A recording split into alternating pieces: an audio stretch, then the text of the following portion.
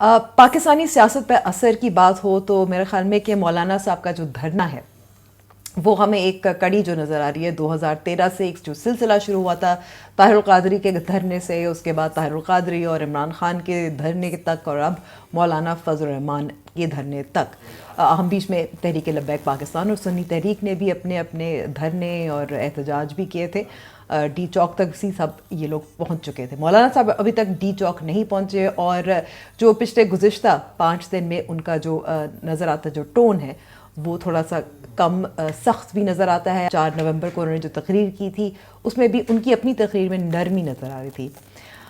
सियासत पे तो क्या असर हो सकता है, इससे यही ज़ाहिर होता है, ये जो एक सिलसिला है, जो कड़ी जिसकी मैं बात कर रही थी, उससे यही नज़र आता है कि आप आएँ, आप एहतजाज करें, हुकूमत पर दबाव डालें और कुछ ना कुछ हासिल होगा किसी ना किसी को।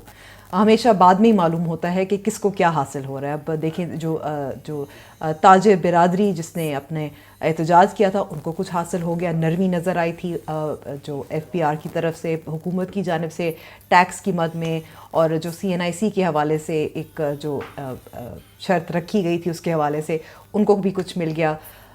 मौलाना साहब क्या चाहते हैं, ये सवाल शुरू से लेकर अब तक चल रहा है। मौलाना साहब अगर चाहते हैं कि उनकी सियासत को चमक आए तो वो सियासत की चमक जो है वो तो नज़र आ रही है। उनके रहनुमा हैं, वो टॉक शोज़ पर आते हैं, उनकी जो लाइव कवरेज पे पाबंदी थी वो अब रुक गई है, उनकी लाइव कवरेज भी हो रही है, उनकी तकरीर सुनी जाती है, उनको अहमियत दी जा रही है, तो सियासत तो उनकी चमक गई है। जहाँ तक जो इनके मुतालबात की बात है, अभी तक तो एक डेडलॉक जो नज़र आ रहा था मुज़ाकराती टीम और रहबर कमेटी के दरमियान, वो तो बरकरार है। जो उनके जो 3 बड़े मुतालबात थे उनमें से वज़ीर आज़म इमरान ख़ान का इस्तीफ़ा था, नए इंतख़ाबात थे, असर नौ इंतख़ाबात दोबारा से, और फ़ौज की मुदाखलत इंतख़ाबात के दौरान। इस हवाले से तो कम्प्लीटली जो है रिजेक्ट हो गया है, रद्द हो गया है, और उससे आगे बात बन रही।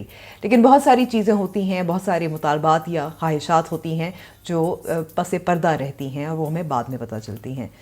मौलाना साहब का जो धरना है, जहाँ तक मैं 2-3 बार मैं गई हूँ, जो नज़र आ रहा है कि माहौल तो बना हुआ है। अंसारुल इस्लाम जो उनकी एक सिक्योरिटी ऑर्गेनाइज फोर्स है, जिसको डंडा बरदार फोर्स भी कहते हैं, लेकिन उनकी सिक्योरिटी टीम है, वो तो मौजूद है और उनके जज्बात अब तक बुलंद हैं। बल्कि जो आज जो एक महफ़िल मैंने देखी थी जिसमें बार बार पूछा जा रहा था उनसे कि आप थके तो नहीं हैं, उसमें नाते भी सुनाई जा रही थी, उसमें तकारीर भी हो रही थी, उसमें पाकिस्तान के मिली नग़मे भी सुनाए जा रहे थे, और लोगों को ये बताया जा रहा था कि इमरान ख़ान को हटाएंगे और इस जाली हुकूमत को हटाएंगे। तो वहाँ तो हौसले इस वक्त बुलंद नज़र आ रहे हैं। लेकिन मौलाना साहब पुराने खिलाड़ी भी हैं, सियासी खिलाड़ी भी हैं। मैं पेश गोई नहीं करना चाहूँगी कि मौलाना साहब क्या हासिल कर सकते हैं, क्योंकि बहुत सारी इस वक्त बातें चल रही हैं। क्या मौलाना साहब को जो लोकल बॉडीज़ इलेक्शंस होने हैं खैबर पख्तूनख्वा में, उसमें कुछ मदद मिलेगी? क्या उनको उनके मदारस पे जो एक मेन स्ट्रीमिंग का अमल चल रहा है उसमें कुछ नरमी दिखाई देगी? ये मेरे ख्याल में आगे कुछ दिनों में वाज़े हो जाएगा।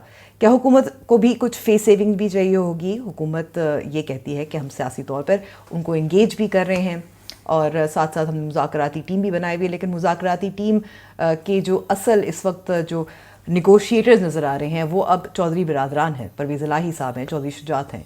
मुज़ाकराती अपनी हुकूमत की जो परवेज़ खटक हैं और असद उमर हैं, वो इस वक्त असद कैसर साहब हैं, वो इतने ज़्यादा इस वक्त असर रसूख वाले नज़र नहीं आ रहे जितने चौधरी बिरादरान नज़र आ रहे हैं, क्योंकि वो भी पुराने खिलाड़ी हैं। फेस सेविंग हुकूमत को भी चाहिए होगी, मौलाना साहब को भी चाहिए होगी। जहाँ तक मौलाना साहब के कारकुनान की बात है, वो ज़ाहिर है बहुत देर के लिए तैयारी करके आए हैं, उनको भी कुछ बताना होगा, कुछ फेस सेविंग करनी होगी। एंड गेम की बात हो रही है, ड्रॉप सीन की बात हो रही है, लोग समझ रहे हैं कि इस हफ्ते ये सब कुछ निमट जाएगा। हो भी सकता है, नहीं भी हो सकता, और मेरे ख़्याल में हम बेहतर तरीके से इस बात का तज्ज़िया कर सकेंगे कि पाकिस्तानी सियासत पे क्या असर है जब एंड गेम होगा और जब मुतालबात नहीं माने जाएंगे, कौन से माने जाएंगे, इस पे बात होगी।